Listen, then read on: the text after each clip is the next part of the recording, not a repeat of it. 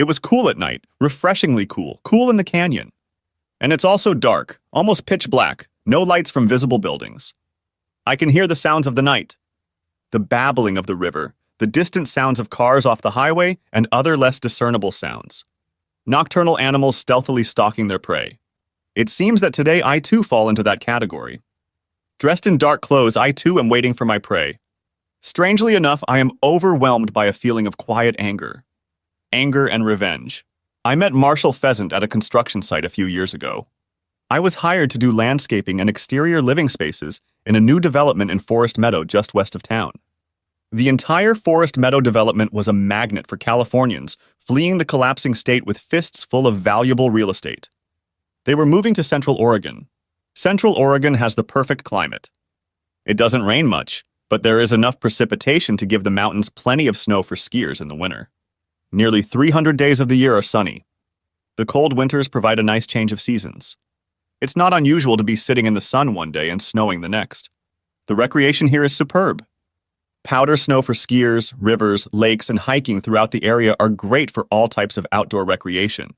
There are negative sides to this migration. The main ones are rising real estate prices and Californians. I have noticed that drivers have become much ruder in a hurry. There has been a general arrogance that was rare 5-10 years ago. Now it's here to stay. The good news is that they have the money and want everything built. To me, that outweighs the negative byproducts. When I first met Marshall, I was 28. He must have been about 10 years older. A big, charismatic guy, a little loud and generally in a good mood. On this day, he wasn't in the best of moods. He was yelling at the Finnish carpenter. I noticed the sloppy work when I was finishing the deck, but I didn't say anything. "This is a high-end house," Marshall shouted. "How the hell do you find this quality of work acceptable?" he continued. They went outside to my area so the carpenter could smoke. I heard the whole thing. "What are you waiting for, boy?" the carpenter replied between puffs. "This material is crap. You'll have to redo all the corners."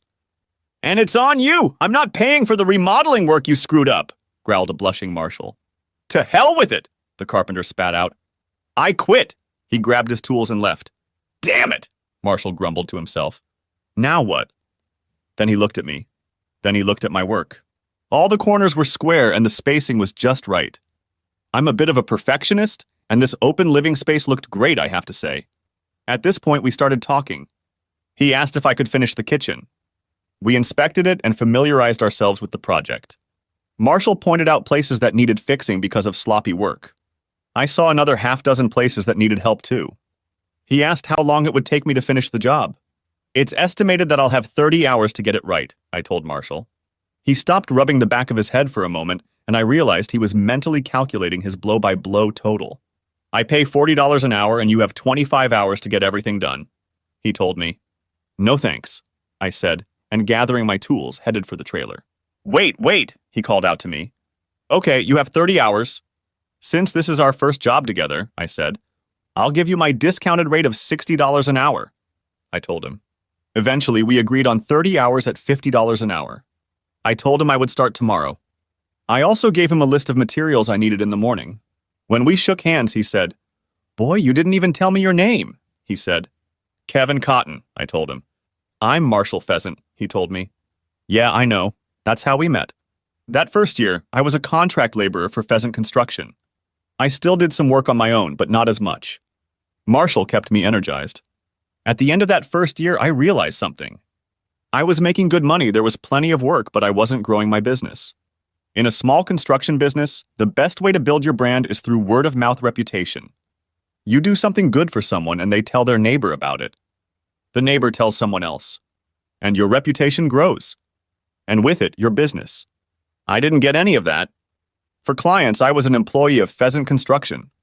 The brand that was created through my work was Pheasant Construction. I called Marshall and explained my situation. Over the past year, we'd become friends. If not friends, then certainly buddies.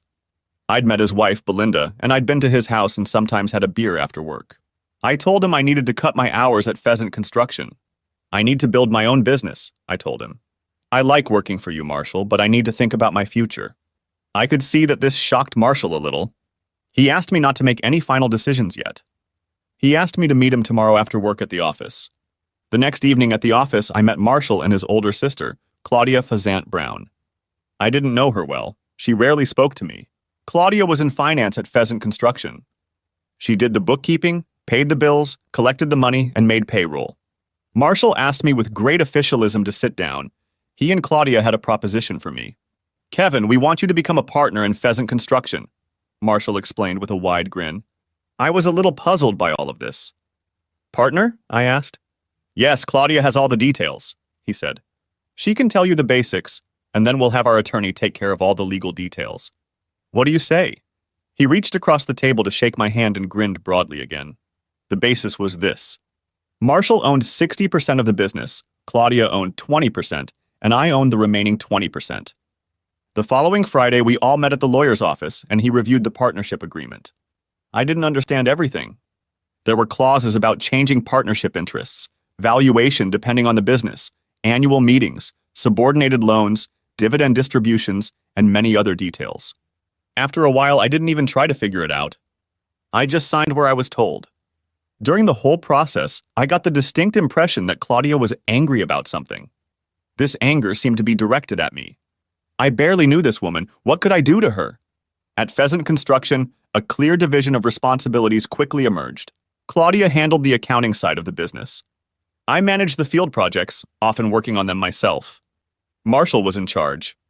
He sold the work, met with vendors, communicated with developers, and built our brand. He was the face of the company.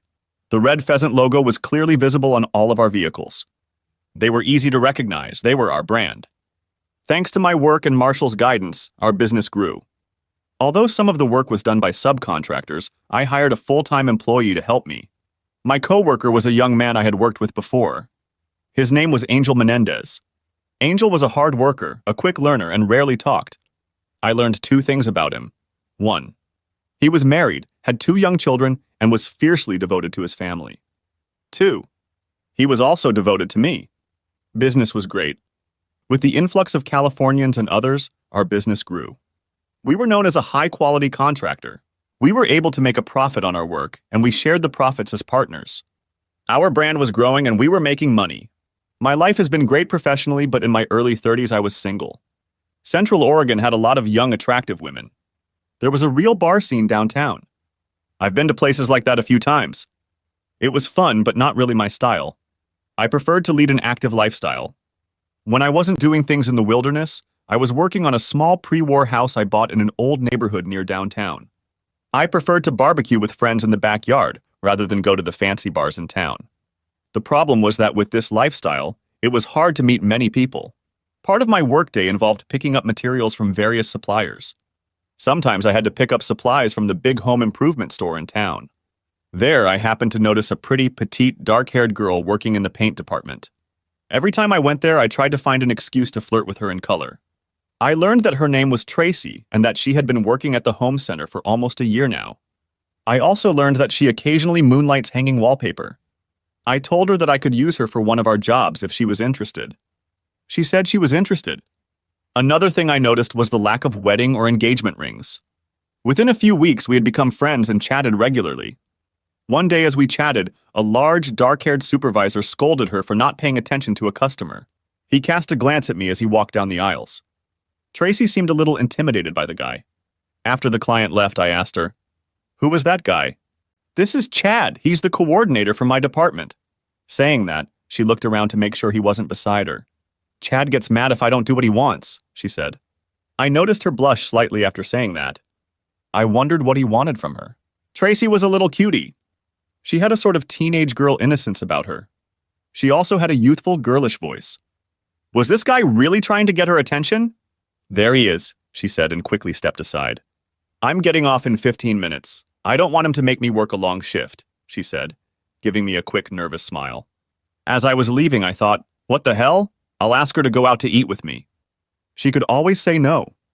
It's no big deal. I retreated to the back of the store where the employee entrance is. About 20 minutes later, I saw her exit, walking briskly toward a group of parked cars. I stalked over to her and was about to call her name when Chad, the bulky store coordinator, ran up and grabbed her by the shoulder, turning the diminutive Tracy around.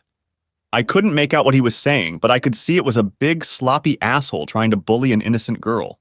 When I showed up, she shook her head, saying no. Is everything okay here? I asked calmly, looking at Tracy. It's none of your business, buddy, exclaimed Chad. I looked at Tracy and she looked scared. Are you okay? I asked Tracy. She looked fearfully at Chad and at me. She opened her mouth to speak, but no words came out. I wasn't paying attention to Chad. Suddenly, he grabs my shoulder as if to turn me away from Tracy. So here are some physical stats. By my estimate, Chad is about 6'3", 250 fairly soft pounds. One of those guys who is used to getting his way just by virtue of his scrappy physical size. On the other hand, I am 6 feet tall and weigh 180 pounds. I have to say that's a pretty solid 180 pounds. And when the asshole grabs my shoulder, I jerk my hand away, elbowing him on the forearm, still looking only at Tracy. The shrug was pure instinct. By the time I turned to look at Chad, his face had turned red, and he was angry. The blow was so slow and weak that I barely had time to dodge it. My straight right to his soft gut doubled him over. I put my hand on Tracy's shoulder and pulled away. The last time I saw Chad, he was on his knees screaming about Tracy losing her job and me being charged with assault. Luckily, I noticed a security camera almost directly above us. Since he grabbed Tracy and attacked me first, none of his threats bothered me. Several things happened in a short period of time. 1. Tracy was not fired. 2. She quit and found a better job. I helped her. 3. She focused more on her business, Tracy's wallscaping. I helped here too. 4. We became a couple. In those first few weeks, I learned a lot about Tracy. Her full name is Tracy Marie Talcott. She is an only child and was raised mostly without a father. Her mom lives in Prairie View, a desert town about an hour away. Her mom is a smoker living on the edge of poverty. All of their closeness is due to the fact that they are each other's only family. They have no common interests or special affection. We were married in a small ceremony. Her mom, my family, Marshall and Belinda Pheasant, and a few others attended, and I invited Angel and Enos Menendez. Angel and I worked together every day, and a strong friendship developed between us. Life was good. Tracy and I grew close. She was very loving in every way. I taught her about outdoor recreation, fishing, hiking, mountain biking, and other fun activities we could get from living in Central Oregon. As we grew together, I learned other things about Tracy. To my surprise, she was more attracted to the nightlife downtown than I was. Every once in a while, we would stroll around town to go to a restaurant or meet friends at a bar. Tracy's eyes would light up and she always wanted to stay there as long as possible. It was even nice at first. I learned a few more things about Tracy. She was very neat and tidy in the kitchen, but her clothes were a mess in her closet and dresser. She was constantly losing her keys, her phone, her sunglasses, but would only find them a few days later. Pheasant Construction has been a thriving company. We had plenty of work and became known as high-quality builders and remodelers. Angel's carpentry skills were improving too. I was able to leave him on the job without worry. My day started with early Angel training. I would head out to one of our subcontracting crews and guide them through the process. Then I would head out to a high-precision custom job. That fall, we had a very interesting custom project in the expensive Aspen Glen neighborhood. The lot had a small arroyo or depression almost in the center of where the house would ideally stand. I suggested to the owners that they cantilever the house over the depression and let a dry creek bed run under the house. They liked the idea. Essentially, I was building a wooden bridge over an arroyo on which a house would stand. The idea was ambitious, and I had to do some research on building a bridge-like structure. Some structural design was included in the plan. Angel and I worked exclusively on it. It turned out very nicely. The home was featured in a regional consumer magazine. Pheasant Construction was named one of the most advanced and innovative builders in the Pacific Northwest. Of course, Marshall was in his element, talking about how we love pushing boundaries, creating environments, merging with nature, etc. It didn't bother me that Marshall was taking credit for Angel and my skill. I got a nice bonus, and I made sure that a good portion of my bonus went to Angel. The demand for our services increased. We were able to raise our prices, and Angel and I received bonuses for every job we did. We were also able to choose which jobs to take on. In the fall of that year, I was facing an interior remodel of an office in a large house on a piece of land west of town. It was a high-precision job with high expectations. I worked on it alone. The client's name was Preston Balfour. Balfour made his money in real estate all over the West. He had lived in Central Oregon for almost 20 years, and his home was a huge ranch west of town. He wanted a mahogany-paneled study with built-in bookcases. You can imagine drinking fine cigars and brandy in such a room. Marshall told me we would make the maximum amount of money on it, but the client was very demanding. Preston liked me for some reason, and we had a drink together at the end of each day. One night he asked me some questions about my life plans and whether I had the courage to take risks. I told him I had a plan. I just hadn't worked out all the details. I don't want to do manual labor at 50, I told him. I'd like to get land outside of town where I could build a store and work on things whenever I want. He looked at me with a wide grin on his face, nodding his head and just looking at me. What? I asked. I had no idea where this was going. Son, today may be your lucky day, he told me. Preston told us that he owned several thousand acres of land on which the house we were in stood. He was on the verge of getting a county permit to build on it. His neighbor to the north, Abner Flint, was thinking of selling his 80-acre lot on which stood a small house. Are you going to buy it? I asked Preston. That old asshole hates me. He'll never sell to me. He thinks I shot one of his dogs that got on my property. He continued. Ever since then, he's been blowing me off every time he sees me. Why does he think you shot his dog? I asked. Because I did, he replied. So there you have it. That 80 acres is a gold mine once the zoning passes. Flint doesn't know anything about it yet. Son, somebody's going to make a lot of money off that land. Why not you? We discussed it, and Preston said I needed $600,000. I had an idea of how I could raise that money. I remembered that my law partnership had an equity loan option.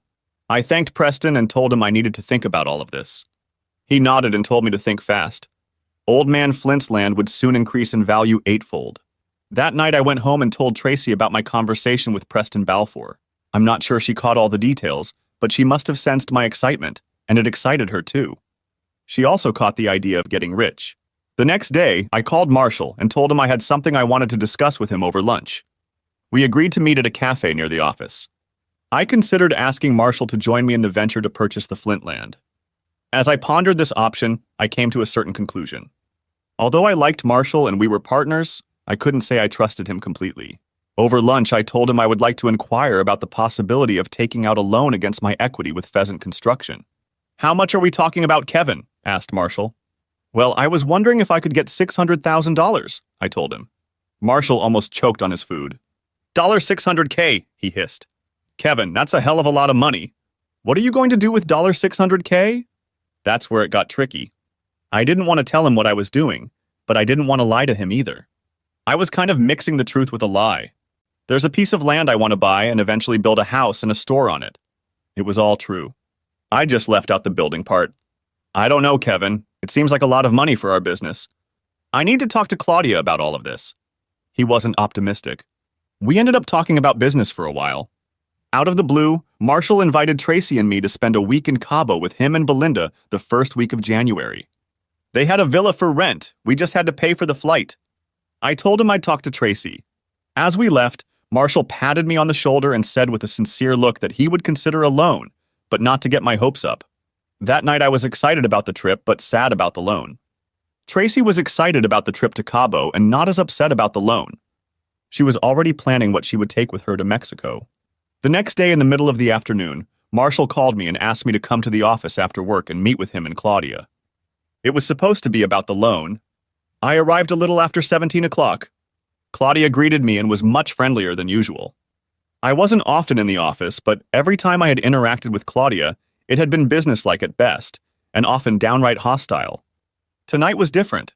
How was your day, Kevin? She asked, almost affectionately. Not bad, I said, and started telling her about our projects. She nodded and smiled at me, but I was sure she wasn't paying much attention to my words. At that moment, Marshall picked up the phone, and we all walked into his office.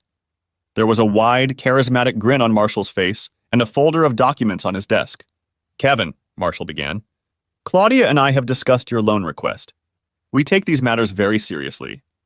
The happiness of our employees, I meant partners, is very important. I want Pheasant Construction to be more than just a workplace. I want it to be a family atmosphere. It sounded positive, almost too good to be true. Your equity is 20%. Our bank and CPA valued the business at $2.4 million.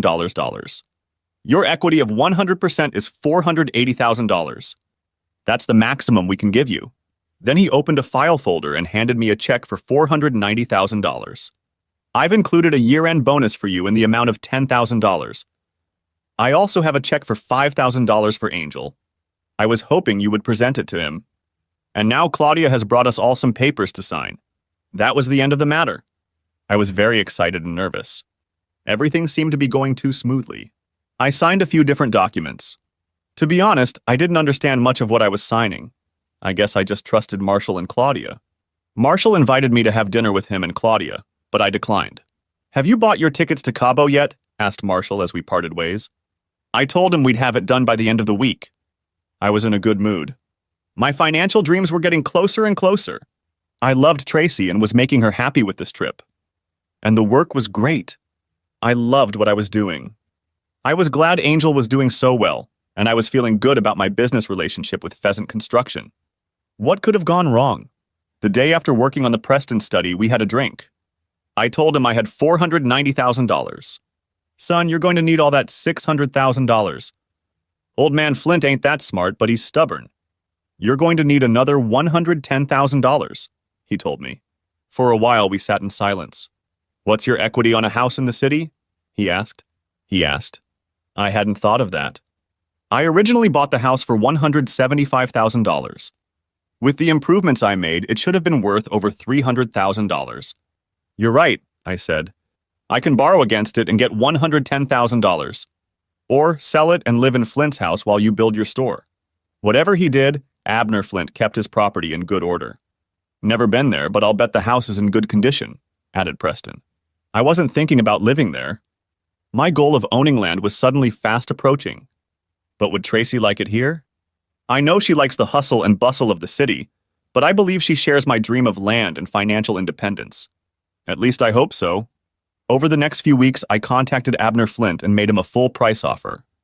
I put my house on the market, and within 24 hours I received several offers, all above the asking price.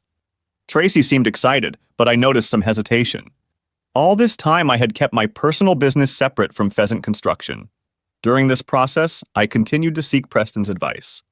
He proved to be extremely helpful.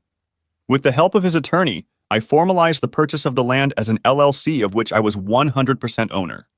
I did not understand all the details of my loan through Pheasant Construction. I told Preston that I wanted to make sure that Marshall could not somehow get his hands on my land. Preston assured me that no one but me had rights to the land until I decided to sell it. On New Year's Eve, we closed on a real estate sale in Flint. Abner said he would be gone by January 2nd. Our flight to Cabo was leaving on January 5th, and we needed to vacate our house in the city by February 5th. Everything worked out just fine. On January 3rd, Tracy and I drove to the allotment. It was about 15 miles out of town. As we drove, all Tracy talked about was the trip to Mexico. She had only flown once before. We had to get an expedited passport for Tracy. She was very excited and nervous. It was an unseasonably warm January day in Central Oregon. First, we looked around the house. Preston was right. It was neat as a pin, but very dated. I enthusiastically started talking about how we could renovate it. Tracy only nodded her head, but not as enthusiastically as I was. Tropical Mexico is an overload of the senses. The warm to hot weather and gorgeous blue ocean water was breathtaking. For Tracy, who rarely traveled outside of our county, Cabo was an exotic wonderland. The few times she had been to the Oregon coast, the water temperature had never exceeded 50 degrees. The 80-degree Mexican Ocean was intoxicating. The oceanfront villa was awesome, too. We had a private balcony in the bedroom and a hot tub in the bathroom. The living room had a large sun terrace overlooking the ocean. Belinda was usually on this terrace doing her sunbathing.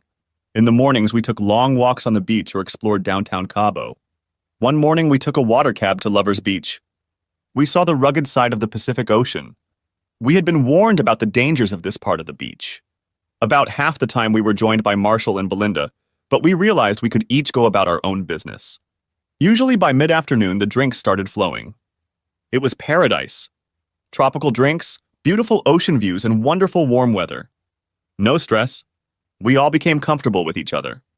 We had spent time with Marshall and Belinda before, but when you spend a long time with someone, you can become more used to and comfortable around them. In Belinda's case, we found that she became very comfortable. Belinda was in her early 30s, I realized. Attractive and slender. She didn't have the thinness that Tracy had, but she was curvy. One evening, after a long day of beach, sun, and fun, we all probably had too much to drink. We were cooking dinner at the villa and everyone was in a good mood. Belinda asked Marshall to open a jar of salsa that was stuck. He couldn't open it. Then she asked me. I opened it. A tipsy Belinda hugged me and kissed me, thankfully on the cheek. Giggling, she staggered into the kitchen. Marshall laughed at the whole scene and then I looked at Tracy. She was staring at me and also at Belinda. I went over to hug her, but she pulled away. All that night she was silent. I tried to pay more attention to her. Tracy, what's wrong? I asked later that night. She just shrugged and released herself from my embrace. Do you want to take a walk on the beach? I asked. It was something she liked to do when the sun was setting. She didn't answer. How about we go to bed a little early, if you know what I mean? I asked with a chuckle. No thanks, she said. I'm sure I'll be a disappointment compared to Miss Titsy, she continued. Then she walked away. What have I done? The rest of the vacation went great, and it wasn't long before we were on our way home. Back in Central Oregon, we had the added burden of packing up a house we sold in town and moving to a new place out of town in addition to our regular work. I was excited about the move, but Tracy, who had returned from vacation, looked a little depressed. We moved into the old Flint house and had some things to do. I told Tracy that we would build a new house in the next few years. The old Flint house was temporary. There were times when our goals and dreams aligned, but there were also times when Tracy said something that made me think that maybe they weren't quite the same. Suddenly, we were both busy working. As well as working part-time at Venza Paint and Tile, Tracy was also recruiting clients for Tracy's wallscaping. She was painting and wallpapering and was also quite good at Venetian plastering. Pheasant construction was thriving. By March, we were busy for most of the year, and we were picking and choosing jobs. Angel and I were mostly doing custom finishes on high-end homes. Marshall and I were discussing the possibility of hiring an in-house designer. Marshall also wanted to hire more production staff. There was still something wrong with Tracy. The transition must have taken her a while. I didn't see the happy, fun-loving Tracy as often as I used to. I kept reminding her of our long-term goals. One day in mid-spring, Tracy called me at work and asked if we could meet in town at Blacksmith's restaurant for dinner one evening. What's the occasion? I asked her. Blacksmith's was a very nice restaurant. That's on me, she said. I have something I want to talk to you about. Don't worry, I think you'll like it. But I want to talk to you about it over dinner. Good, I said. Very mysterious. She laughed and hung up the phone. That night we had a delicious dinner at Blacksmith's. All through dinner, I tried to get her to tell me what she wanted to talk to me about. Finally, as we were finishing up, she spoke nervously. Kevin, she began. You know I've always wished I had bigger breasts. I know, Tracy, but it doesn't matter to me. I like you just the way you are, I told her. You say that because you love me, but I think you'd like it. She said, I didn't say anything. I wanted to see where this was going. Yesterday I met with a plastic surgeon, Dr. Daniel St-Pierre. Their clinic is right next to Franciscan Hospital.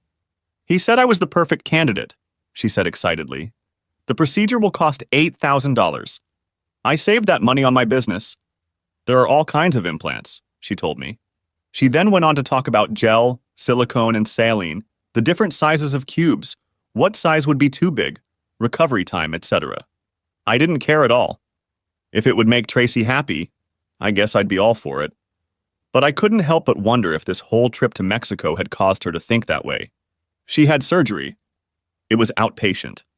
Dr. St-Pierre said she did wonderfully and that everything went well. For several days she was bandaged up. Tracy took a week off work to recover. For a few weeks she was not allowed to bend over or lift anything. Finally, one Saturday morning I came back from working outside. I walked into the house and there stood Tracy with her new update. I was a little surprised. She looked good. She kept looking at me. She was proud of her new body and sought my approval of her improved appearance. Wow, I said, still in mild shock. Tracy, honey, you look great. She did look good, just in a different way. I guess it takes some getting used to. If Tracy was happy and it helped her come out of her dormant state, then I was happy too. Life went on. Working at Pheasant Construction was good, but so stressful. Angel and I worked hard and built beautiful structures. And we were making good money. At first, Tracy seemed happier and more confident. Her business was growing too. One night we were meeting downtown for dinner and I was running late. I told her to get a drink and wait at the bar and I'd be there soon. The bar faced the sidewalk, and as I walked to the door through the windows, I saw Tracy sitting behind the counter. Some handsome guy was chatting with her. No surprise, she looked good. What was surprising was the way she was playing along, almost flirting back at him. I walked in, pushed the asshole aside, and kissed her. Tracy tried to introduce me to Jackson, and I just nodded as we headed to our table for dinner. I was glad that Tracy was becoming more confident. I, on the other hand, needed to think about flirting some more. Tracy started asking me about our new house. She also started asking me about the big project that Preston had originally talked to me about. Honestly, I had been so busy at Pheasant Construction that I hadn't even thought about it. The following Sunday morning, I met with Preston Balfour for coffee. We talked about a lot of things.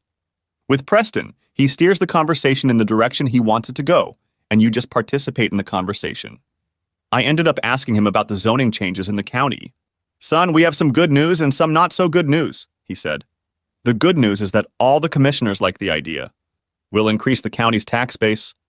The bad news is one of the commissioners is resigning mid-term for health reasons. The interim commissioner is a tree advocate, Margaret Plum.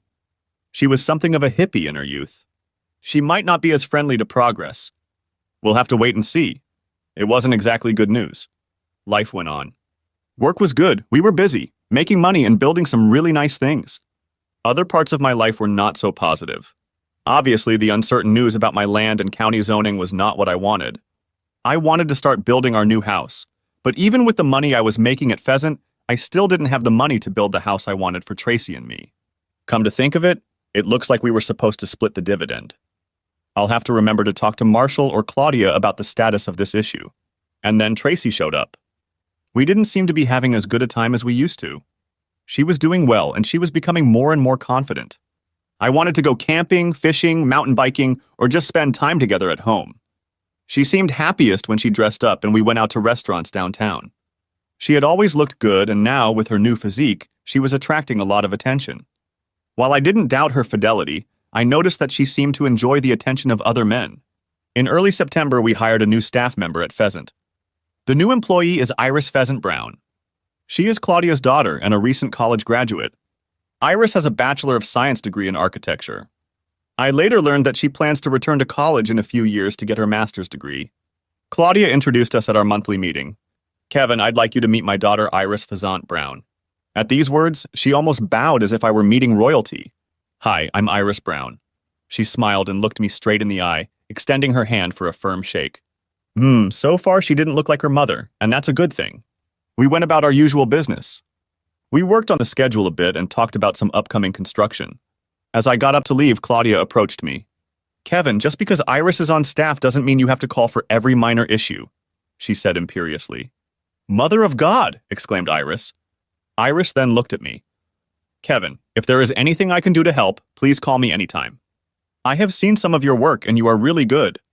That's one of the main reasons why I'm glad to work here," she told me. "Well, I just know you'll be busy." Claudia trailed off. Iris ignored her mother, shook my hand and said, "It's nice to meet Kevin." That was the end of it. We were still busy and the workload continued to be stressful. Angel and I were focused on quality. Marshall was focused on volume and the money it brought in. There were conflicts because of that. It was also putting stress on my relationship with Tracy and me. She was busy with her business too, but not as much as I was. I know she didn't like being home alone on weekends while I worked. In mid-October, I planned a day off. The weather this time of year can be unpredictable. It can be 70 degrees or cold. This Saturday was beautiful. Tracy was in a good mood, and so was I.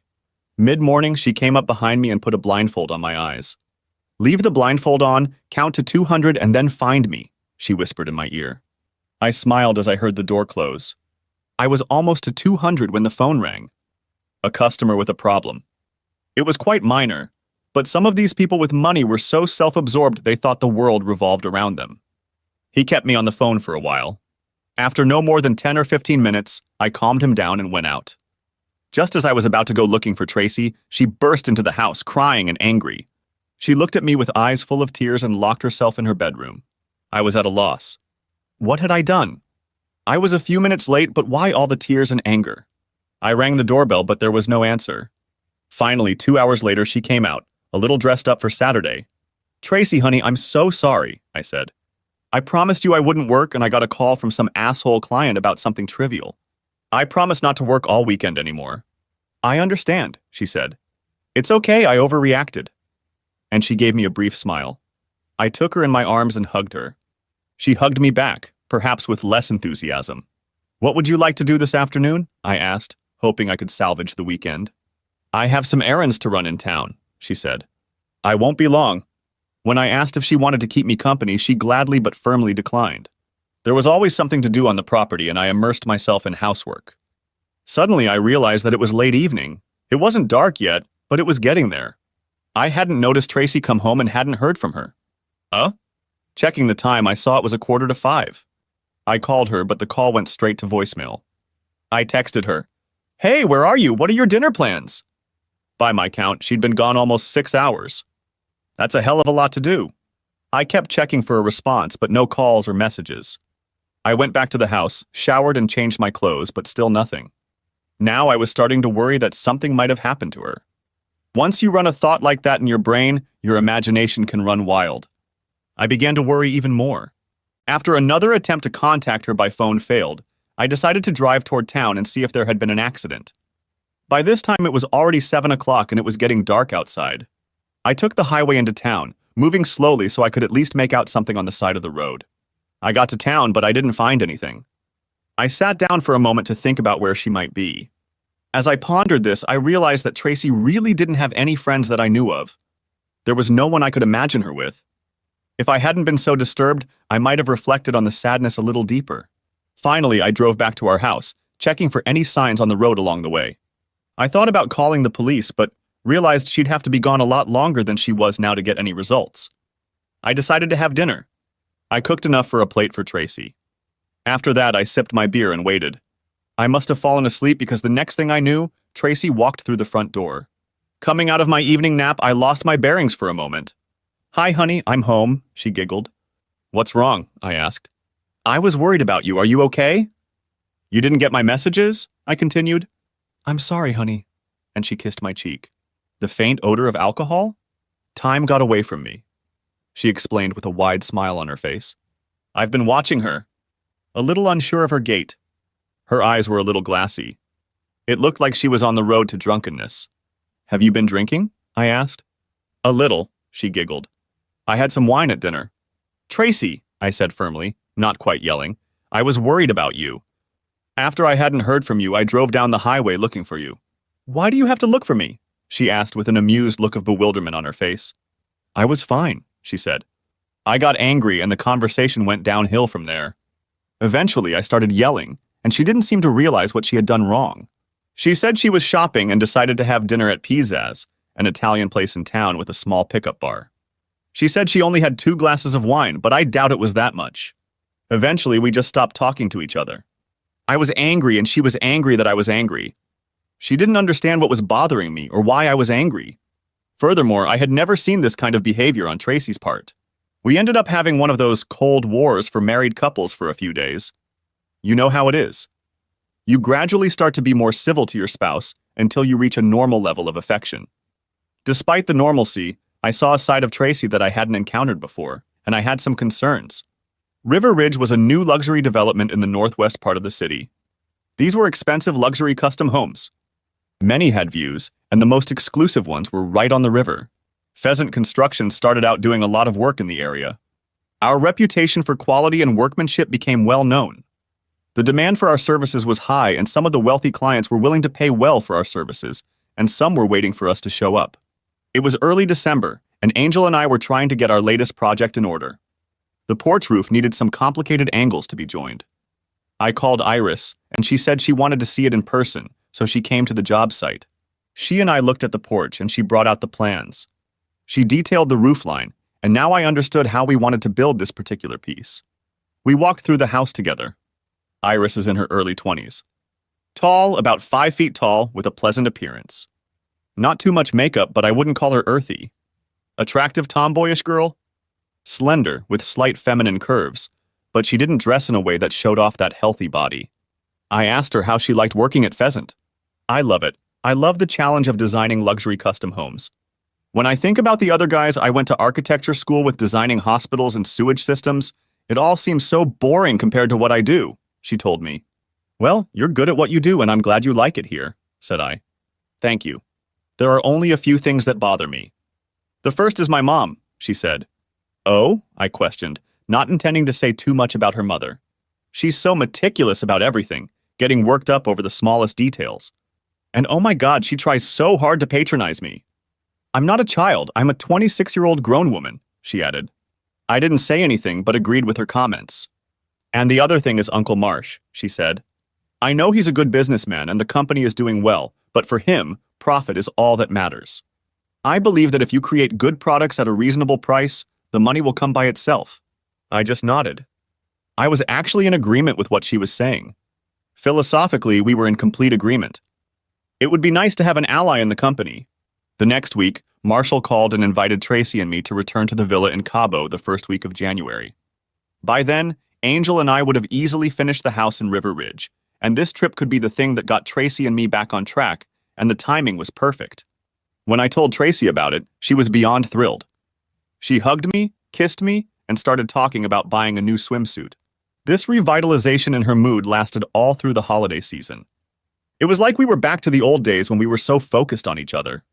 I decided I needed to take more vacations. The villa was just as we remembered it, and we were very happy to be in tropical Mexico. The weather was warm and beautiful, and we had a wonderful view of the blue ocean from the deck. Tracy was looking forward to wearing her new bathing suits. That first morning, we decided to take a walk on the beach. I hadn't seen any of her new suits, so I was a little shocked when she walked out onto the beach. Tracy, you're almost naked, I told her. You don't like it? She asked with a wait-and-see look on her face. No, honey, you look great, I told her. But I think others will see things in you that only I should see, I continued. I smiled slightly as I said this. I didn't want her to be upset. She looked at me, smiled, and said, That's okay, we're on vacation, I'll wear my raincoat. And we went for a walk. Soon the blanket was removed. I relaxed a little, knowing that we would never see these people again. After a while, the heat made us thirsty, and I asked Tracy if she wanted water or anything else. I walked over to one of the beach huts to get some drinks while Tracy swam in the ocean. When I returned with the drinks, I saw two young guys, fraternity members, standing next to Tracy and talking. These guys were in good shape and probably 6, 7 years younger than Tracy. When I returned, I handed her a can of Coke. The guys were polite and left pretty quickly. When I asked her what was up, she said they were just asking where she was from and how long she had lived here. I can't blame the guys, she looks incredible. What bothered me a little was how she was flirting back at them a little. We spent the afternoon on the sun deck. Marshall seemed to be paying extra attention to Tracy. It bothered me a little that Marshall had seen her like that. I know we were on vacation, and I'd certainly seen his wife topless, but Tracy was my wife, and this was somehow different. I don't know exactly why. Another thing that bothered me was that Marshall continued to pay Tracy extra attention. Tracy seemed to enjoy it, giggling at his comments. I've watched Marshall turn on the charm in business situations when he wants something. He's good at it, and he usually gets his way. I've seen something similar here in Mexico. That night after dinner, Tracy and I sat on the small balcony outside our bedroom and watched the sunset. Despite my concerns about flirting, it had been a good day. Sitting in the chair, Tracy began rubbing my shoulders and neck. After a while, she gently threw a scarf over my eyes and tied it, and I was blindfolded. After 15 pleasant minutes, the blindfold comes off and I catch a glimpse of the scene. Tracy, the palm trees swaying in the tropical evening, and was there movement from Marshall's balcony? At the end of the week, Marshall and I broke protocol and discussed business.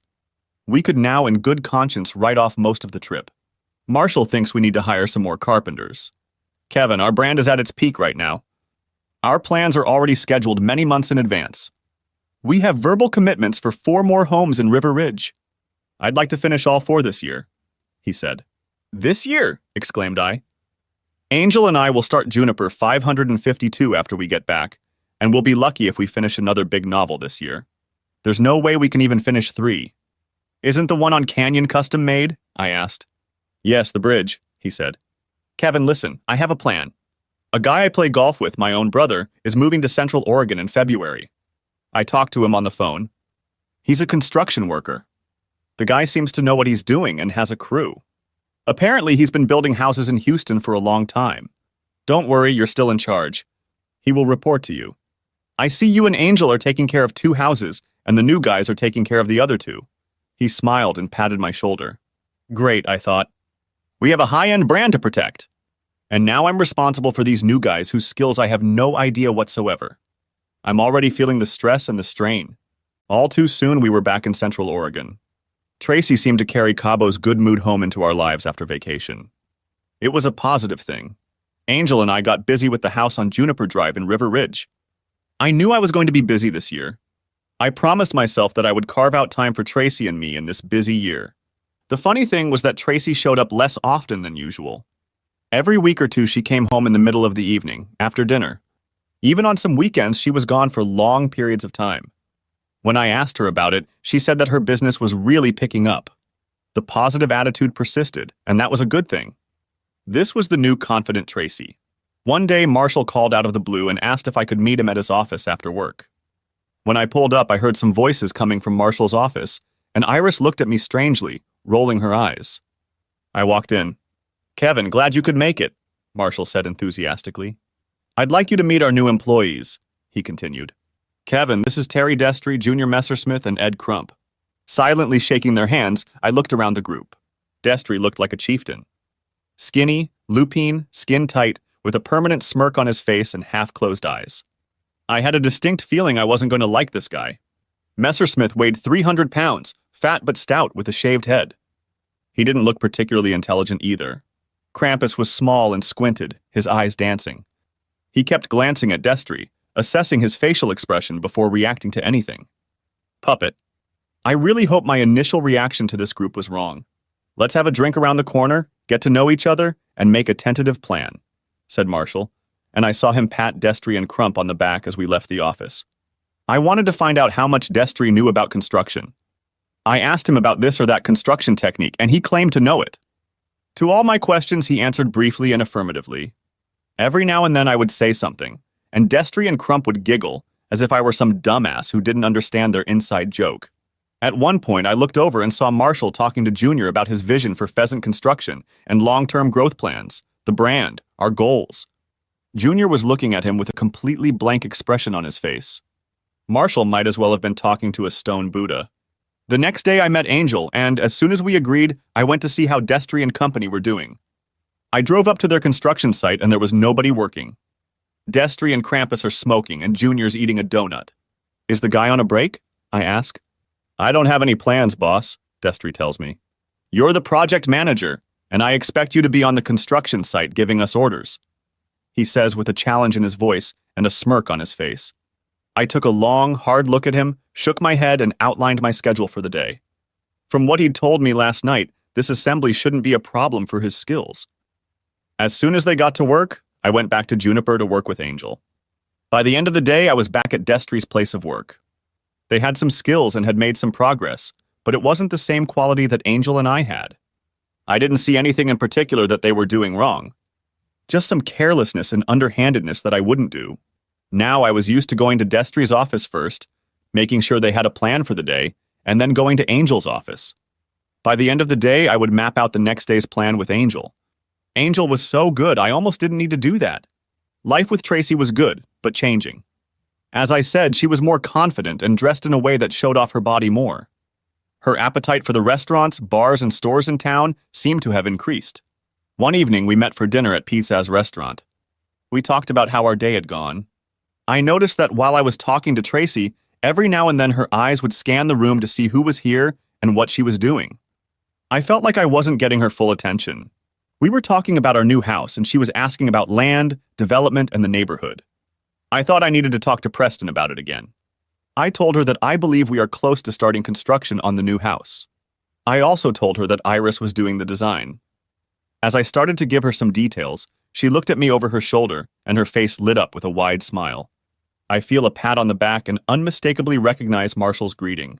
"What a pleasant surprise to meet you both here," he muttered. "Kevin," he greets me with a quick squeeze of his shoulders. "And the lovely Miss Tracy," he says, and puts his arm around her. As they separate, I notice her quickly scrutinizing her cleavage. Since when did these two develop such a friendship? I know we all hung out together in Cabo, but that was almost 3 months ago. They look like old friends or more. And Tracy is just glowing looking at Marshall. "Would you like to join us?" asked Tracy. "Just a minute, I'm meeting some people at the bar." He takes a vacant chair, pulls himself over to Tracy, and starts talking. This goes on for about 15 minutes before he leaves to meet with his people. During this time, I estimate that at least 12 of those minutes were completely focused on Tracy. He told her more than once how beautiful she looked. Each time she smiled broadly in appreciation. There was a strange atmosphere emanating from this whole scene that I didn't like. On the way home, I reminded Tracy that my land deal was not something I wanted Marshall to know about. All the way there, she was uncharacteristically quiet, silently staring out the window into the night. Sunday morning, I went over to Preston's for coffee. He was always happy to see me. I considered Preston a good friend, and he seemed to like me too. From time to time, I asked Preston for advice, and so far he had always been helpful. We talked a little about Pheasant, and I told him about Destry and the Texas crowd. I also told him my thoughts on Marshall. "Son, have you ever thought about going off on your own?" he asked. I told him that up until the last few months, I really enjoyed my job at Pheasant. I told him that Marshall was really good at what he did, and that I thought we were really building something in this business. I was hoping it would happen, I said. Once the county approves the development, I'll have enough reserves to start my own business. Build one house a year, and focus on building a high-quality product. Ah, yes, the county. Preston sighed and looked up at the ceiling as if asking for divine help. Margaret Plum, the hippie woman, as we expected, is slowing down the process. The other two commissioners are ready to go. Just last week, I submitted a new proposal to them. What's the new offer? I asked. The minimum lot size is 5 acres, he said. That means there will be fewer houses, less traffic, less pollution, and a smaller carbon footprint. I hope that will be enough to sway Margaret. He told me not to worry about getting a great return on my investment and to be patient.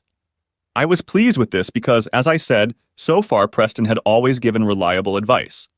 I thanked him, and as I was leaving, I asked him again about my legal defense with the LLC his attorney had set up for me. Don't worry, son, no one can have this land but you. Not even your sweet little bride, he told me. I thought about that as I drove home. In midsummer, Angel and I finished the house on Juniper Drive and began construction on another large house in River Ridge. Destry and Company had stalled building the house due to quality issues. The owners were not satisfied with several things about their workmanship. Marshall called and suggested that I send Angel over to help them finish up so we could complete this project. When I told Angel about it, I realized he wasn't thrilled about working with the Destry boys. On the evening of the third day of Angel's work with Destry, Angel called me. "Casey, I don't want to work with these guys anymore," Angel said. I didn't blame him, but I wanted to know why. "How come, Angel?" I asked. "I just don't want to work with them." "I work with you or myself, not with them," he said. I asked him to elaborate, but he didn't want to say anything, so I finally got him to tell me. "They laugh at me, call me names, bad guys. I don't want to leave you, but I don't work with them anymore," Angel told me. "Goddamn assholes!" I saw it happen. I should have thought about it. I felt sorry for Angel. "No, Angel, you're not leaving. You don't have to work with them anymore," I told him. "You're coming back to me starting tomorrow. I'll take care of it." "Gracias, Casey," he said to me. The next morning, I arrived at their house early. "Where's Jose?" asked Destry. I didn't say a word, just went nose to nose with him and stared. "If you bloody idiots knew how to build properly, he wouldn't be here," I told Destry firmly, looking him straight in the eye. "Easy, boss. Get out of my space." He said it without a cocky smirk. As the tension was building, Junior came over. I thought about it. I didn't want to mess with that monster. I stepped aside toward the house to reduce the tension a bit. "Just do your job right if you want to keep working here," I said. "Are you threatening us with our jobs, boss?" asked Destry. "Just manage your projects from now on," I said, walking back to my truck. I heard Destry say something, but I wasn't quite sure what it was, and then I heard Krampus start cackling. It sounded like, "You can't even handle your woman." Maybe that's what I heard? That day I thought about Tracy while I was working. She was in a good mood most of the time, but I'm not sure I was the one who put her in a good mood. She was away a lot, sometimes all the way into the evening. Sometimes she'd come home after 9 o'clock at night. When I asked her questions, she gave vague answers. I know she worked hard, just like me. We used to talk about our dreams and goals when we were together. However, lately it seemed like I was doing most of the talking and she was just agreeing with me. It seemed like we were drifting apart. That night I told her all of this without accusation. I got her attention, and over the next few months things went back to normal. We spent more time together, and she was in a good mood most of the time. Far fewer evenings out. We were still a little out of sorts, but I attributed that to our frantic work schedules. I met with Iris several times a month, mostly at our construction site, so she could update me on progress, answer questions, and make sure everything was on track. To supplement her income, Iris told me she works as a bartender at Maxine's, a nice restaurant near the center of town. My uncle doesn't pay that much, but it's even fun. On weekends, I can easily make between $100 and $200 a night. Iris asked me to go with her when she was at Destry's work. He gives me the creeps, she told me. And that younger one. He looks at me like he's going to rape me at any moment. She wasn't kidding. One day in early November, as she was leaving our construction site, she asked me a strange question. Are you and Tracy all right? She asked. Yeah, why? I asked. Okay, she said. Forget I asked. And with that, she left. I wonder why she asked. Tracy and I seemed to get along just fine. The pressure to complete these jobs was immense. The pressure came not only from the customers, who had their own deadlines, but also from Marshall. The more production he received, the more money Pheasant Construction made. My pressure was compounded by a desire to create a good product and make sure Pheasant Construction's reputation was not damaged. After all, I was a partner. In late November, I told Tracy that the next month or so would be busier than usual. She took it calmly. The next day, Marshall called and invited us back to Cabo in January. Marshall, how can you even offer Cabo this year? I asked him. We're a few weeks behind, and the homeowners are supposed to move in by mid-January. Kevin, you're the project manager. It's your job to get projects done on time. I plan to go, and I want you and Tracy to go. He spoke very calmly. I was furious. How could he in good conscience take a vacation when I was working 60-plus hours a week? Well, I can't go. Maybe Tracy and I will take a vacation when things are settled. The other thing is that I'm spending so much time fixing your boy Destry's mistakes that it's slowing me down. We're going to have a serious discussion about all of this as soon as I can finish the project. I told him. A few days later, I got a call from Tracy. Why didn't you tell me we were invited back to Cabo? She asked. Apparently, she'd run into Marshall somewhere, and he'd said something. Tracy, that didn't make sense. There's no way I can get away from the job I'm working on right now. Even without a vacation, it's going to take all my time to finish it by the 15th, I told her. And that was the end of it. I knew she was disappointed, but there were no options. Destry and his crew were running out of time on the Canyon Ridge house. I expected Tracy to be upset about Cabo, but at home that evening she was in a great mood. Perhaps she is beginning to realize that in a few months, maybe months but no more than a few years, our life's dream will be fulfilled. Fewer hours, less financial stress, and more time to do the things we want to do. That Saturday, Tracy had planned a date night for us. Dinner in town, followed by a nice evening at home.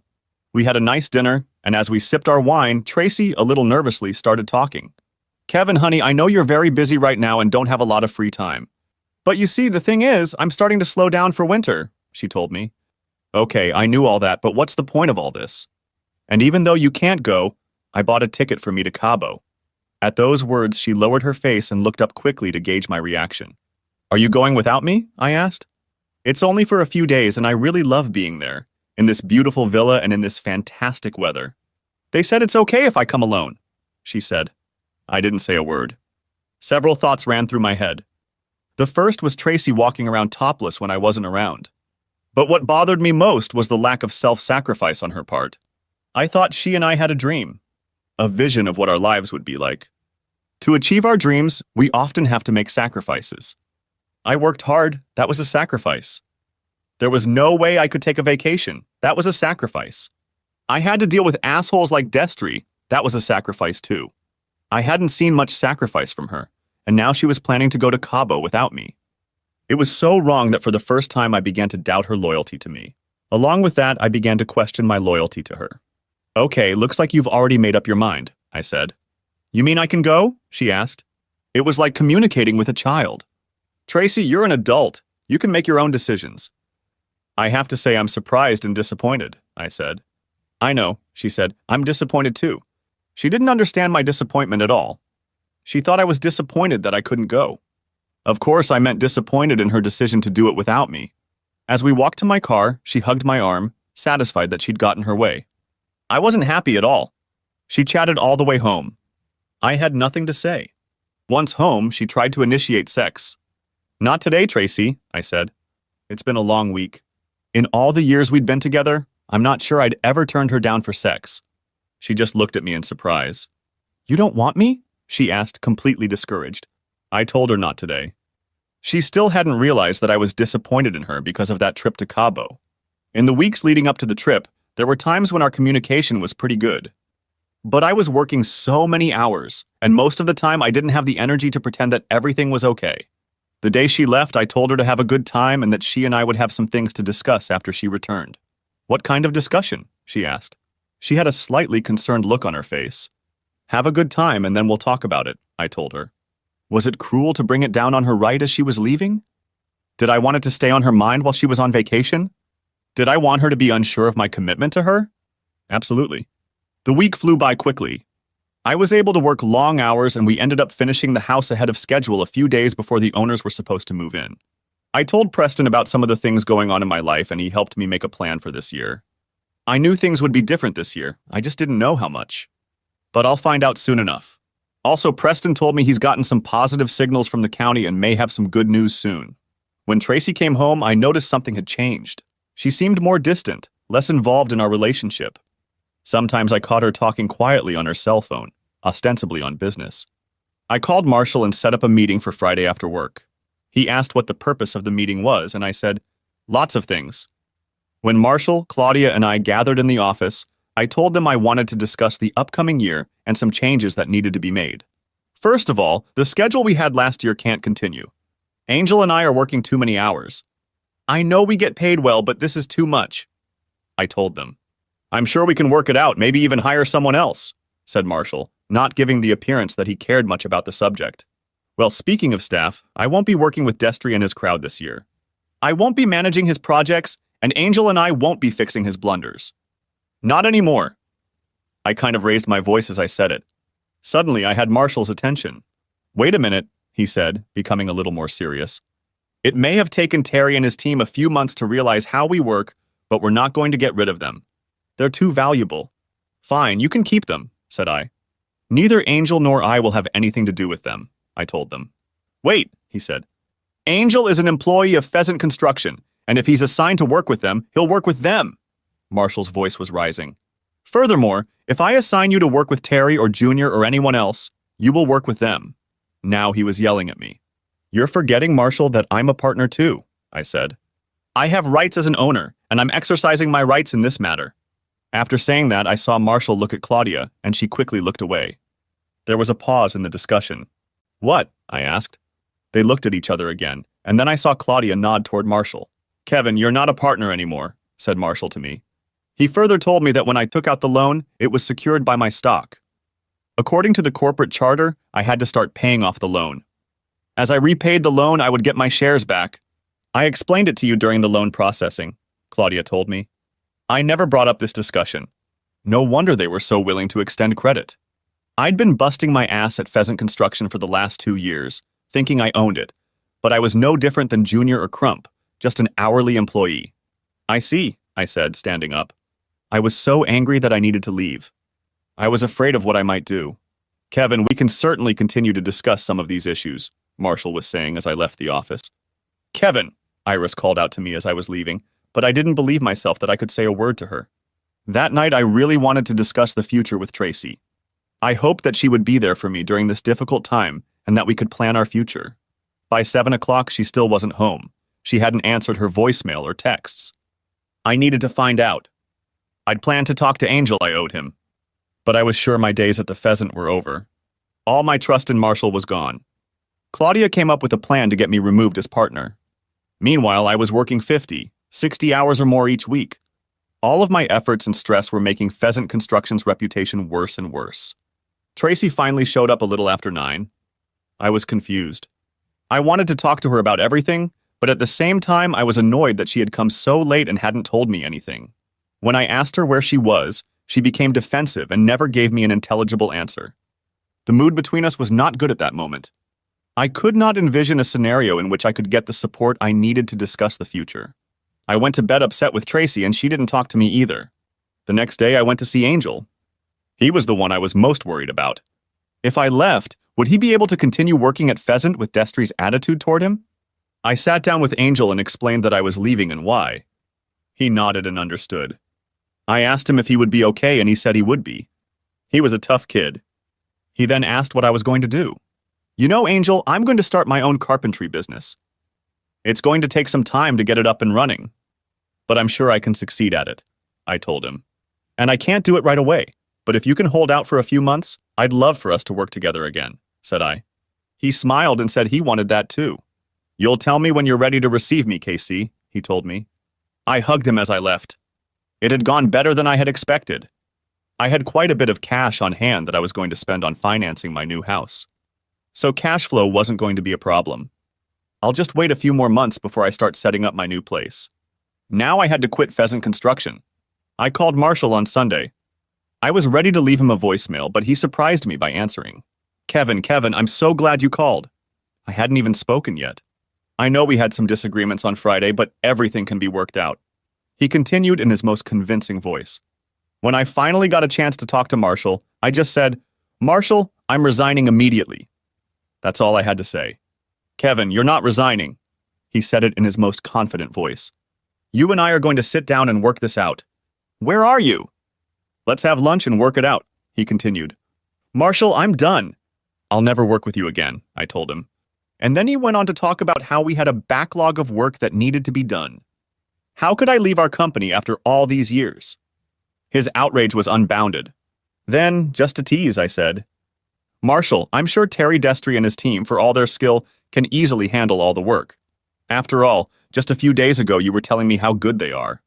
Didn't you? I couldn't help myself. I was still so angry at this guy. There was a pause on the line as if we were digesting what I had said and my sarcasm. You son of a bitch, he hissed at me. After everything I've done for you, you'll never get a job in this town again. Hell, you can't even satisfy your woman. He said this with a sarcastic grin. I hung up. My woman? What was that? Why had he dragged Tracy into this? Did something happen in Cabo with Tracy? I needed to find out. A strange coincidence occurred when I was on my way home. As I drove past a popular cafe, I saw Belinda Fissan's car parked out front. She drives a white BMW X1 with license plates. Blenda. I pulled over. Maybe she could tell me what might have happened in Cabo. I saw Belinda sitting alone, fiddling with her iPhone. I sat down across from her. I think I startled her with my suddenness. Jesus, Kevin. What the hell are you doing here? She asked me without much friendliness or warmth. I was surprised to see that it was as pale as I was. Even after a week or so, one would expect some of the bronze to remain. Belinda, can I ask you a couple questions? She just looked at me. I took that as a yes. Did you go to Cabo this year with Marshall?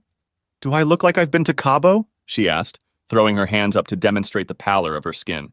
I sat stunned, digesting the meaning of what was being said. I left Marshall in November. I live in one of the condos in Forest Meadow, she told me. And I think your little wifey has something to do with it, she continued. I never caught them, but she was around a lot.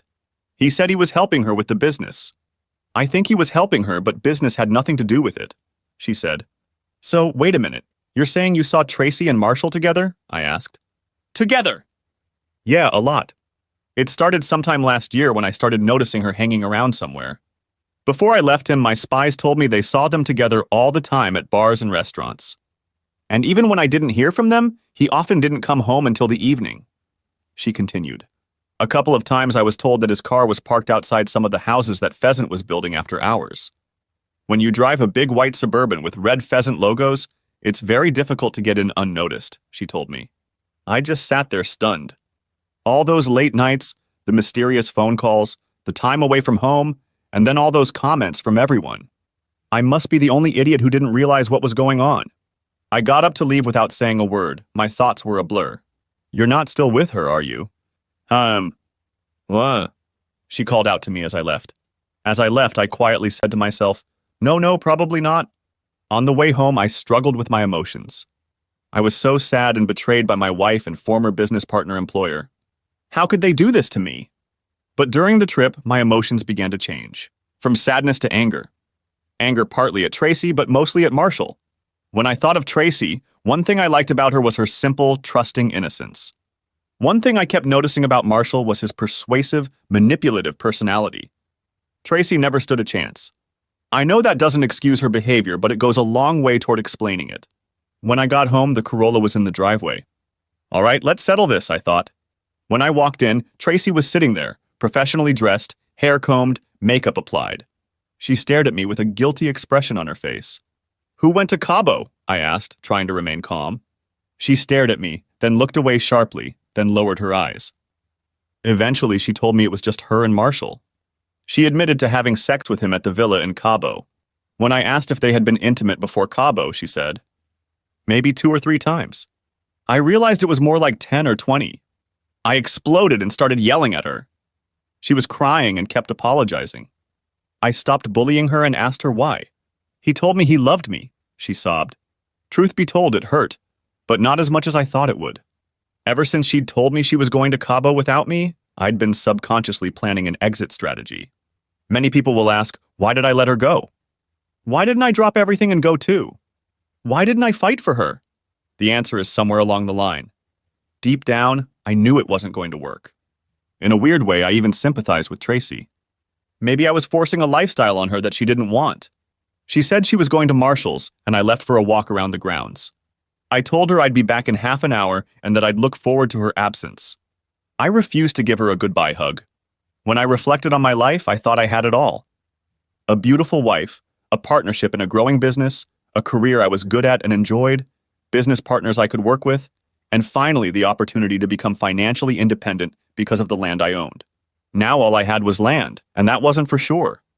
Like I said, I was saddened by the loss, but most of all I was angry at Marshall for ruining everything. I blamed him. For the next 4-5 weeks, I didn't get much done. I drank a lot and felt sorry for myself. I didn't exercise. I lived a sloppy lifestyle. I didn't hear from Tracy or Marshall, and I didn't want to.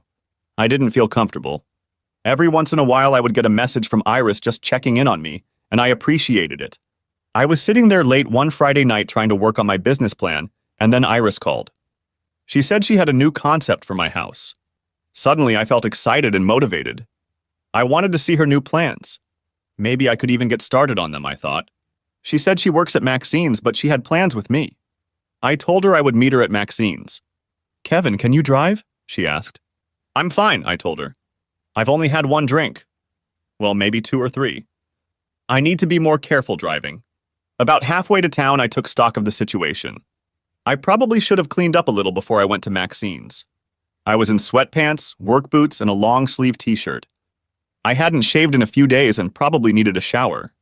Not the best image of a typical Maxine's customer. Maxine's has a beautiful wood-paneled bar. It's not a place for a pick-me-up, more like a celebration or romantic dinner. It's not usual to see people in jackets and ties or dresses for the ladies. It's not dark, but there is mood lighting for a martini or glass of Pinot Noir. I was a little ashamed of my scruffy appearance and apologized to Iris for it. She watched me carefully and said, "Don't worry about it. We're not too busy yet. But you could definitely use some tidying up." I asked her for the plans, and when she gave them to me, I got up to leave. "Kevin, stay a minute. I'm slow right now. Take a look and tell me what you think of the house," she said. "Let me get you a cup of coffee." "I can stay for a few minutes. How about a whiskey and soda?" I asked. She looked at me silently for a long time but brought me my drink. She had a customer at the other end of the bar and went out to help him. As I sipped my drink and considered her plans, I heard the door open and saw Iris look up anxiously. Then I heard it. It was Marshall, Destry, and 2 other cowboys. He saw me right away and the group walked over to him. What the hell were they doing at Maxine's? I saw Iris watching anxiously.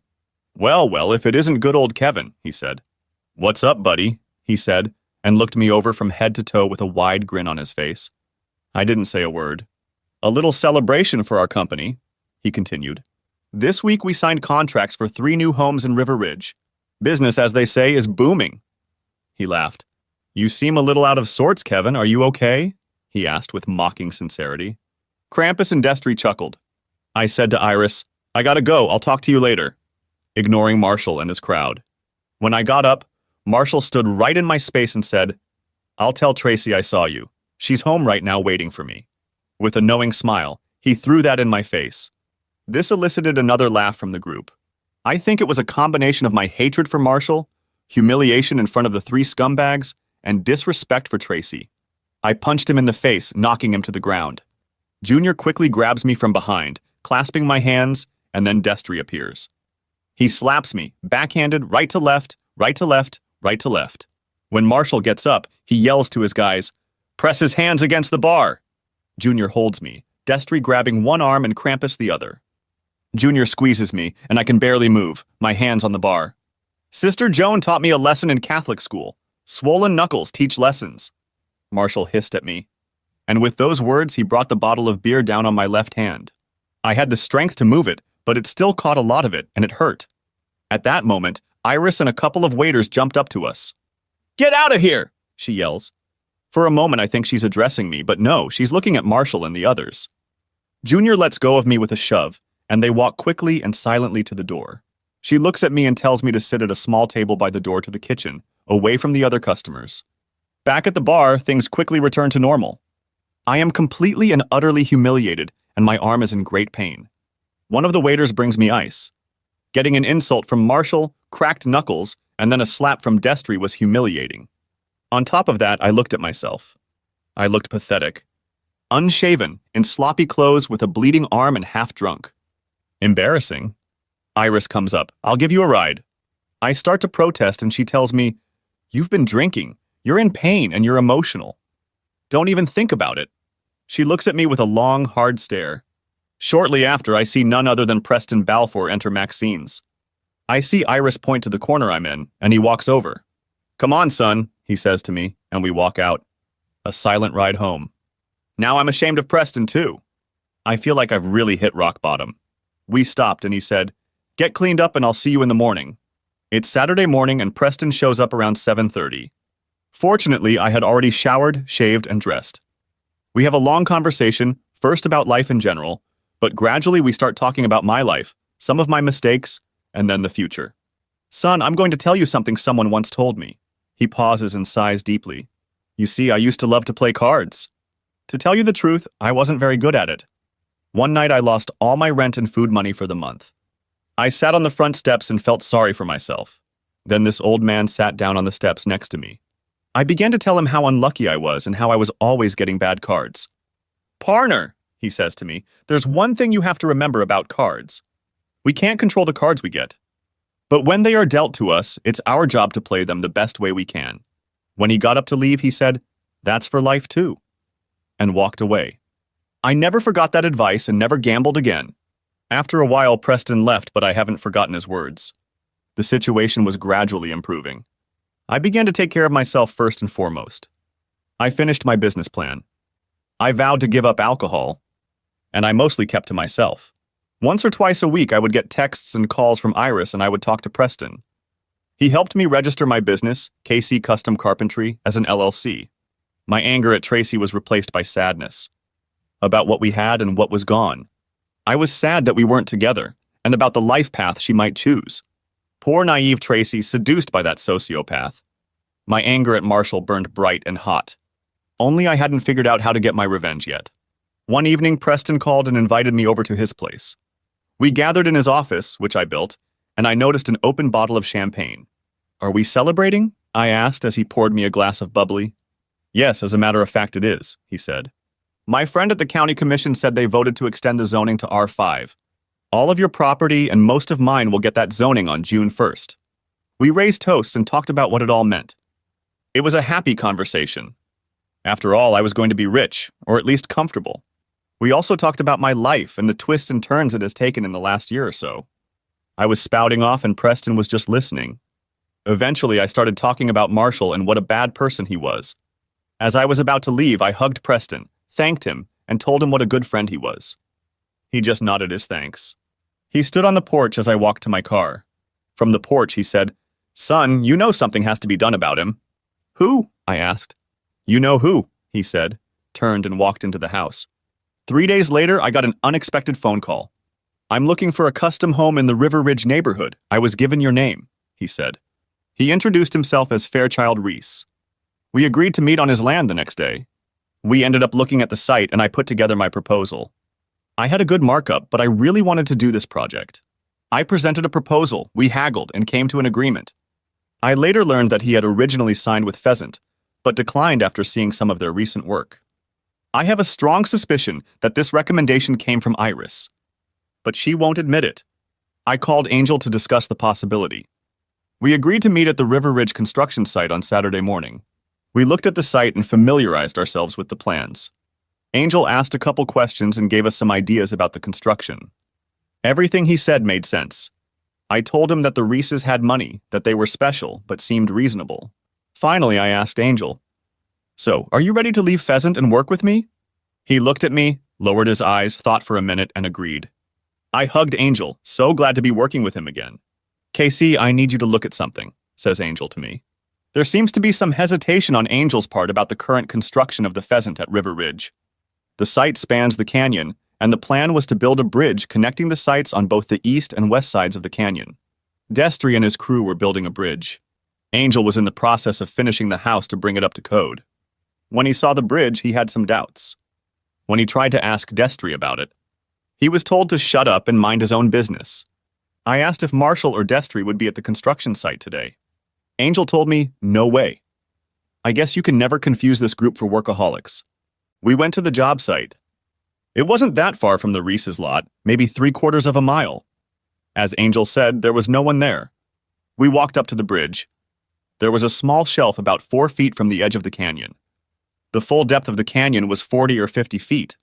Angel led me over to a shelf so we could look at the bridge structure from the underside. "KS, look." He pointed to the joints. "Screws only, no metal plates. They'll break and that bridge will kill someone," Angel told me with deep concern. He was right. That bridge wouldn't pass any inspection. The entire structure was compromised. The county was so far behind in building inspections that it would be months before anyone saw it. When I looked at the structure, it looked like typical Destry work. Low quality, just enough to get by. Enough to survive the first warranty year. Certainly not designed for the long term. "Angel, forget it, let's go," said I. "Casey?" he asked, looking at me with concern. I told him we had to leave. I also told him to quit Pheasant immediately and never come back to that construction site again. I started thinking about a few things. 2 days later, I got a call. The caller ID said Tracy. I almost didn't answer. "Hey, how's it going?" I asked. In a quiet voice, I heard, "Kevin, I think I'm in trouble." "Can you meet me?" she said. "Where's Marshall?" Unable to resist, I asked her. Then she started sobbing. "Kevin, please!" she gasped. I met her in town, and she told me she was scared. Scared of what she had gotten herself into. When I asked her to explain, she said it was a long story and she didn't want to stay in town. Someone might see her. I told her to follow me to my house, our old place. On the way, I made a phone call. When we arrived, I told her to pull the car behind the old store out of sight. We entered the house and I asked Tracy to tell me what was going on. She was visibly upset and trembling. She told me the following. Marshall was charming at first. Took her out to dinner, bought her clothes, treating her well. I hated to hear it, but at the same time I was perversely curious, wanting to know the whole story. Seems like things started to change after her last trip to Cabo. She was no longer respected. He didn't ask her out as often. He was just waiting for satisfaction for himself. According to her, she didn't understand what was going on. Marshall told her he loved her. And last night, Marshall took her out to a nice dinner, turned on the charm, and asked her if she loved him. She said she did. He told her that he was having problems at work and needed her help. She told him she was willing to help in any way she could. He told her that Destry and his boys were going back to Texas and he needed them to stay. He had a lot of things piling up. She just looked at him, wondering how she could help. He told her that if she was friendly with them, they would stay at the Pheasant. At first, she didn't understand what he was asking, but eventually it came to her. She had to entertain Destry, Crump, and Junior to get them to stay. When she told me about it, she looked at me, silent tears running down her cheeks. I asked her where Marshall thought she was, and she told me that she had told him that her mother was sick and that she would spend a few days with her. Upon her return, she was to serve Destry and his boys. She didn't know what to do. I wanted to make things clear to her. "We're not getting back together," I told her. Too much had happened. But I would help her. I just wasn't sure how at the time. We ended up talking for a long time. She was crying and wishing she'd never been there for Marshall. I told her I agreed, but you can't change what's already happened. We talked about happier times and laughed about some things. It was comfortable and friendly. It was probably one of the most open and honest conversations we have ever had. We paused for a moment and I wondered if I should ask the next question, but curiosity took over and I asked her. "Tracy told me about the game of hide and seek. What was it?" I asked with a smile. It seemed like a safe and easy topic to me. She looked down.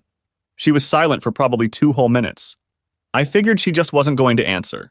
Finally, in a whisper, in a voice an octave or 2 higher, childlike, she told me the story. "My dad lived with us. He wasn't home a lot. He drove a truck. I wondered what this had to do with my question. I didn't say anything, just listened. When he was at home, he used to get angry a lot. My mom told me not to make him angry. When he played with me, I was so happy. She continued to speak in a little girl's voice. We lived in an old farmhouse on the outskirts of Prairie View. I think I was about 4 years old. It was a big house. He liked to play hide and seek with me. One day I begged him to play with me.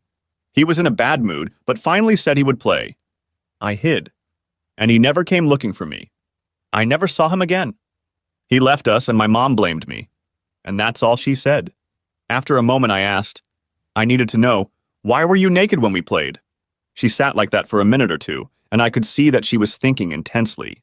Finally, she looked me straight in the eye and said, because he liked me so much. Oh my God. I just sat there speechless, staring at her. That poor, sweet, spoiled little girl. It explained so many things. I wanted to hug her and protect her and tell her everything was going to be okay. But I couldn't. It wouldn't be fair to anyone. At that moment, I saw the reflection of the headlights flicker into the store. Iris was here. On the way home, I called Iris. I needed her help. When Iris came in, Tracy was alarmed. What's she doing here? She asked. Tracy, I said calmly and soothingly. Iris will help. But she's Marshall's niece, she faltered. Tracy, don't worry, Iris said. I hate my uncle. I won't work with him or Mom anymore. I'm here to help you, Iris explained. I needed Iris to stay with Tracy while I did a few other things. I didn't want Tracy to be alone. After listening to her story, I realized that we needed to get Tracy out of Central Oregon and that she needed professional help. I had a friend in the valley, a mental health professional who I would call tomorrow. I had a plan. It was risky. I couldn't let anyone find out about my plans. Well, maybe just one person. Iris put Tracy to bed in the master bedroom and we talked. I explained the whole story to Iris. By the time I was done, she was furious with her uncle. I told her what I needed from her and she agreed. If all went well, Iris would take Tracy to the valley in a day or two. I asked Tracy about her cell phone. She looked for it but said she must have lost it. She did that from time to time, so I wasn't surprised. I searched her car and found it under the driver's seat. I was going to need it. The next morning, while everyone was still up, I had coffee with Preston. I had unwittingly started this conversation with Preston. There are times in life when you have to trust people. This was one of those moments for me. I told him I'd see him tomorrow night. That morning, I called my friend in the valley. I explained what Tracy had been through and asked for his help. He gave me a name.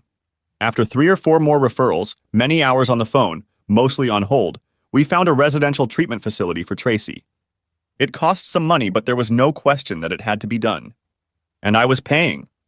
We agreed that Iris would take her to the valley the next morning. Iris said she had college friends there and planned to stay with them for a few days. That's good. Taking Tracy's cell phone, I set the trap. An hour later, I got the answer I was hoping for. Mid-afternoon, I loaded up my truck and drove to Preston's, leaving my bright red truck with the fresh KC Custom Carpentry logo right in front of Preston's house. We talked for a while, and then he handed me the keys to his old gray battered Tacoma ranch truck, a vehicle as conspicuous as a tumbleweed in the desert. I grabbed my duffel bag and shoved it into the Tacoma. With nervous anger, I pulled out of my seat. When I finished my 3/4-mile hike to the base of the bridge, dusk was already descending. I didn't see a soul. I was dressed in all black. I kept checking for cameras, but everything was still too undeveloped. I was safe. I crept up to the ledge under the bridge that Destry had built by the new house on Canyon. Cautiously, I climbed up onto the frame, always keeping to the near side of the frame. The far side was a problem, and it would only get worse from here. My saw cut through the screws and some of the supports shifted a bit. There were some nervous moments, but everything held, just barely. Now the framing on the far side of the bridge was just resting against the 4x6 girders. In high winds, the bridge could have collapsed. I then attached a rope to the near end of the 4x6 girder. I crawled back to the safety of the ledge and looked at my watch. 18:15. I pulled out Tracy's phone and checked the messages. One was from Marshall. On my way, baby, can't wait to see you naked. And then I looked at the previous post. Then at 6:30 at the Canyon House coup. And then the one I'd sent earlier. I studied the way she corresponded with him to mimic the way she wrote to him. Marsh, honey, Mom is driving me crazy and I miss you. I was hoping we could play a game at the Canyon House. We can meet there Friday night. I can probably be there between 6:30 and 7 o'clock. Then I deleted the history of the text. It was getting cooler and it was pitch black. There were no lights around, but my eyes were getting used to the darkness, adjusting. A few sounds, but pretty quiet. I grabbed a few rocks just in case.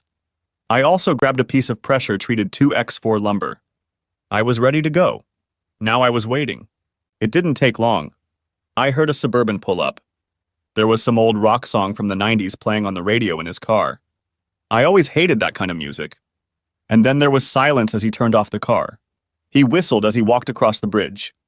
There was a slight shift in the section I was working on as he crossed that part, but it held. I saw one light come on in the house as he entered. I thought about this house, but it still wasn't finished. Destry really was a shitty builder.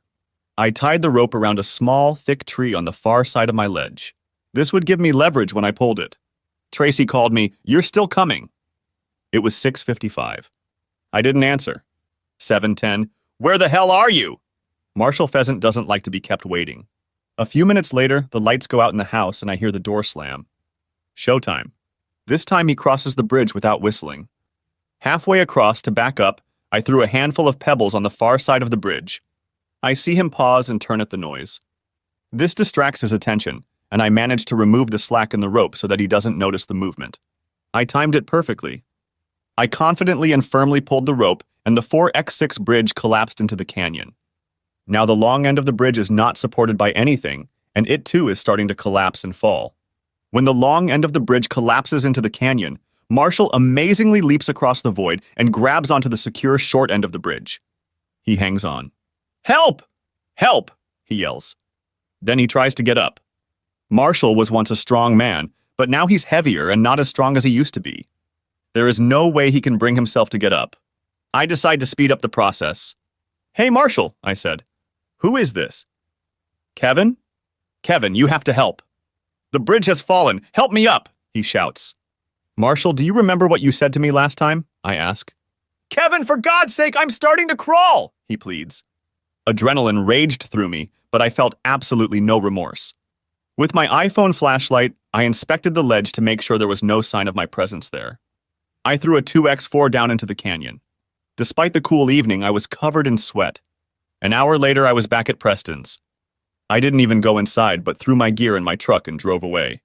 The next few days passed without much incident. I talked to Iris, and now Tracy was in a treatment facility called Willows. She would be there for at least 60 days. I was paying, and it wasn't cheap. Preston and I met on Saturday morning and walked around his property for a bit. We talked about life and then moved on to the county court decision and plans for when all of this happens. Finally, back at his house, he told me how on Friday night he and I ordered 2 large pizzas with delivery from Smokey Dean's in town. He gave the driver a $40 tip, just to make sure he remembered us. As the driver was leaving, Preston asked him if they had hit the fender of the red truck out front. Courier and Preston examined it and realized there was no dent. Preston apologized for his accusations. He must remember seeing my truck. As I turned to leave, Preston asked, "So?" I looked him in the eye, nodded quickly, then turned and walked away. We never talked about it again. Monday morning, Angel and I are working at the Reese's construction site on River Ridge. Mid-morning, we hear sirens and a flurry of activity near our construction site. I guess what's going on, but I ignore it. In the evening, it's all over the news.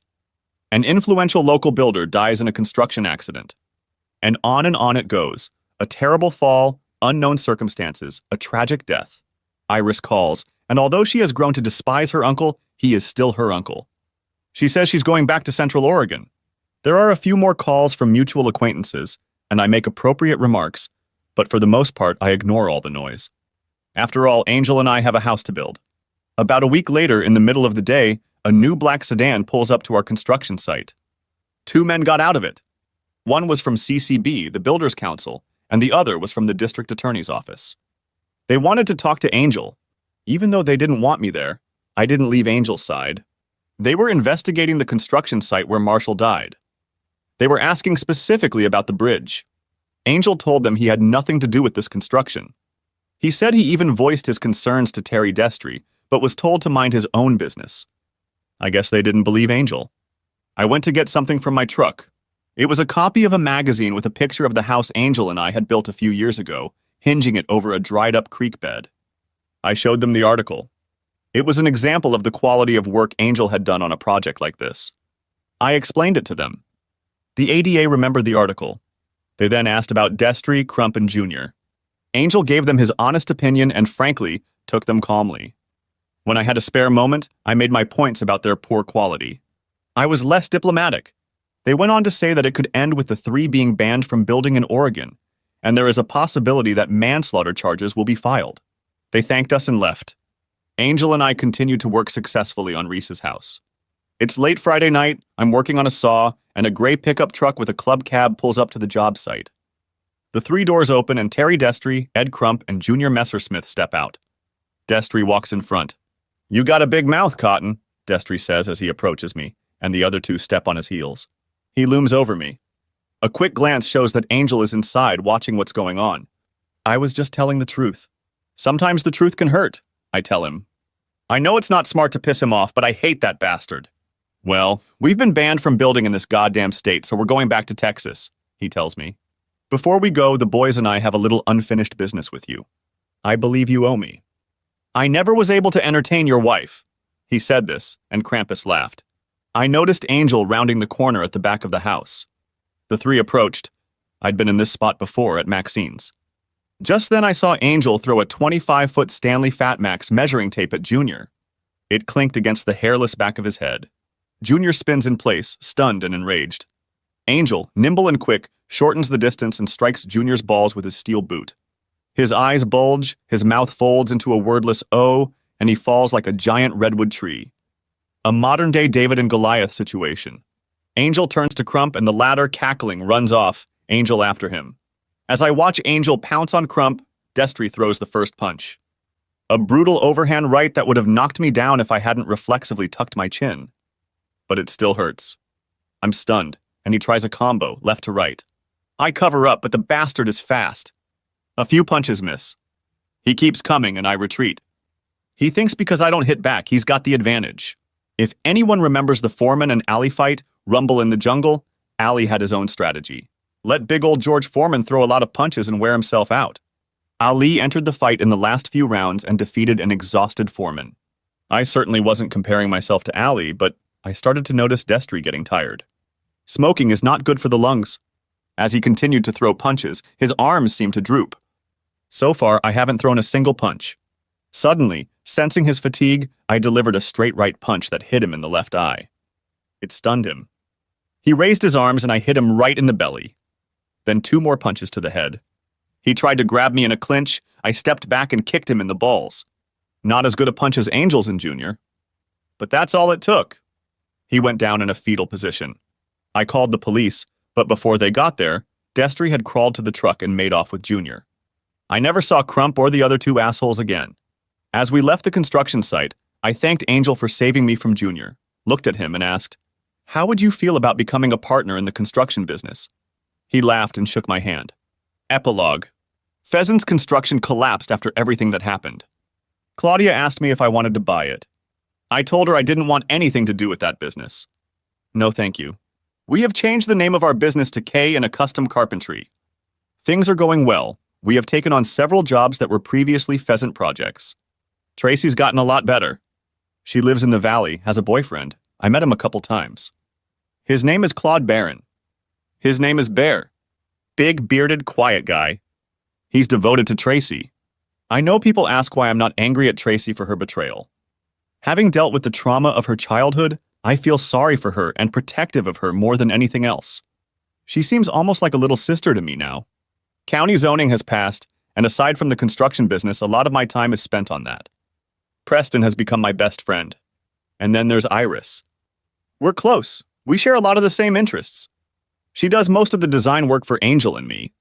She designs for others and sometimes works hourly on our jobs. It's a bit of an odd relationship because of our history and my history with her family, but we are growing closer. We're taking it slow, but I can't imagine my life without her. And I really want to see her naked. With that comment, I get a pretty big tap on the shoulder. "Oh, I forgot you were here while I was telling this story," I say, and she laughs. Thanks for watching. I hope you enjoyed it, so subscribe to my channel and watch the next video.